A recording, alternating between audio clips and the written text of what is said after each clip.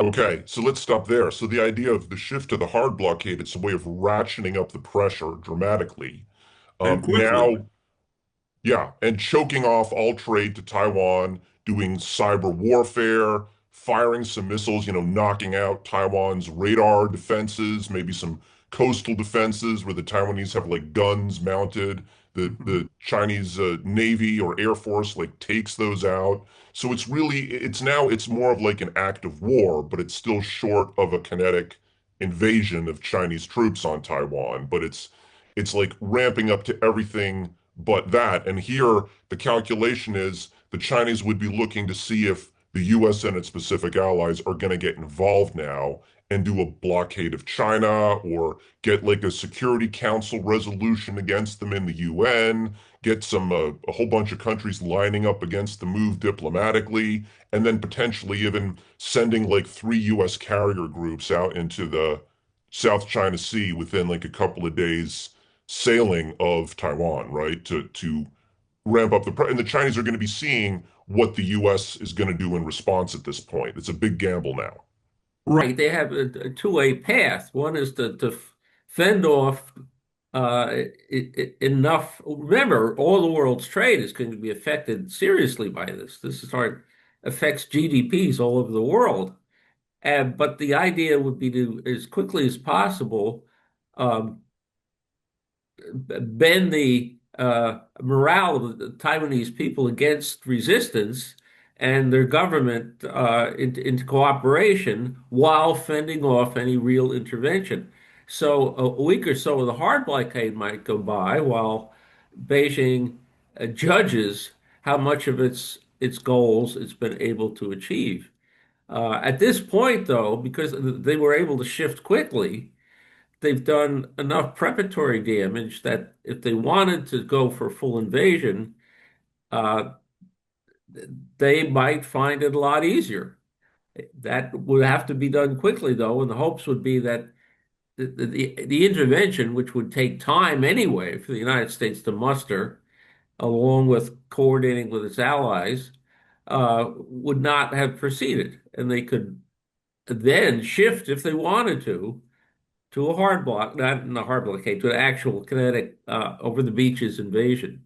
Right. So the idea with the hard blockade is they're hoping that the Taiwanese government will buckle under quickly, right? They will accede to any demands or the existing Taiwanese government, the existing presidential administration will maybe be overthrown through some kind of internal, peaceful or otherwise coup within Taiwan and replace the current government with a government more of the complexion that China wants, that is likely to accede to Chinese demands or even accede to Taiwan being absorbed into China through this hard blockade pressure, right? And the idea is if the US does nothing and its allies do nothing, then Taiwan could probably only hold up to this pressure for a few weeks or a few months. But if it looks like Taiwan isn't cracking, and the US is mobilizing to take a military action, but they're mobilizing slowly, right? Is most likely, especially given the current administration, the willpower to defend Chinese is tenuous at best. President Biden had been clear about his intention to do that, but I suspect that President Trump will be much more ambivalent. about defending Taiwan from. Yes, Chinese military directly. aggression. Uh, but by this point, remember, the ideal goal is to capture Taiwan without destroying it and without totally, let's say, abusing its people so much that a Chinese control would be deeply resented and there'd be um, a Resisted. resistance for Right. a long time. I mean, not that that would ever bother China totally, but uh, that has to be prevented if possible. Mostly, the damage has to be presented because of the jewel that Taiwan's economy is. Right. To absorb it into China whole without damage, say, to its chip industry and other important technological industries and shipbuilding and that kind of thing, that Exactly. would be a great asset. That would be a boost to mainland GDP, just having Taiwan Semiconductor Corporation be absorbed into mainland China. So the idea is you want to avoid doing a full-scale invasion because you're going to really do a lot of damage to infrastructure. You're going to mess up the assets that you want to capture, and that's why they want capitulation and not destruction of Taiwan. Well, remember, it's not just what Beijing will do, it's the self-sabotage the Taiwanese will do to their own ports and maybe even to TMSC. Yeah. TSMC. That's right, the Taiwanese semiconductor manufacturing company, right, which dominates the world's chips, Yeah. high-end chips, and I forget the statistic, but it's an enormous amount for the top chips. Uh, Are made in Taiwan. In Yeah. Taiwan, So yes. it's going to really slow the world economy, the development of AI and, all computer hardware is really going to be hit. Even manufacturing of cars and a lot of other products is going to be hit if the flow of chips is choked off from Taiwan.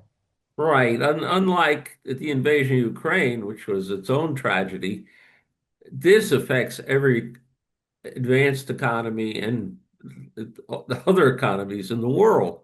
It would be far more major event and have repercussions that would be enormous. Uh-huh. So the more quickly it's done, if that can be pulled off, the better for Beijing.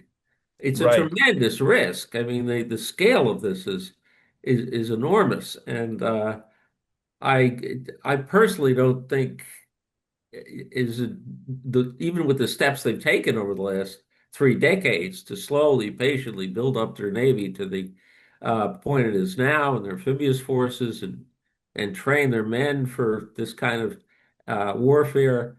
I still don't think they'd be able to pull anything off quickly or without enormous casualties and terrific damage. And terrific diplomatic and economic damage and a Right. lot of resentment by the other world's powers by choking off these chips. It's like, I know you're not a big science fiction fan, Richard, but it's like, the Dune novels by Frank Oh, Herbert, right. right? Yeah. Where Mhm. Dune, the planet Arrakis, is the one source in the universe for the spice, Spice, right, right. you know, and the leaders of the empire and the Choam Corporation, they're in their memos to each other, they're always saying the spice must flow, and in our world, it's the chips must flow because they power the 21st century economy. And if they get choked off, but if China's unable to seize them, then it's a major problem. The worst outcome for China, it seems, would be a kind of a stalemate where they blockade Taiwan, the Taiwanese don't give in, and then the Chinese decide to launch a kinetic invasion to take it ultimately. And it And gets But then stalled too. yeah, but then if they're unable to take it within the matter of a few days, and if it becomes a process that takes months, well then that's an utter disaster for the world economy. And Taiwan and China has egg all over its face. So we've only got a few minutes left here, but now let's shift and talk about the kinetic invasion because you've written like 3 articles on this now Mhm. for Gray Mantle. Taking Taiwan, attacking Taiwan, and defending Taiwan were the names of Right. the articles in the series. And it's quite a good series. We've had a lot of readers on the website about this. We've had a lot of likes on our Facebook page about your series. It's like the best performing series of articles on the Gray Mantle website so far. But the idea here is that if China can't get what it wants, the Taiwanese resistance is actually hardening rather than knuckling in to a hard blockade. Then they launch a kinetic invasion. And as you wrote and you made a prediction because we are a predictions website. Your prediction was they would choose what we call the Kaohsiung Gambit. They would move to attack the southern tip of Taiwan first and try to take control of the southern port of Kaohsiung, where most of the chips flow out of.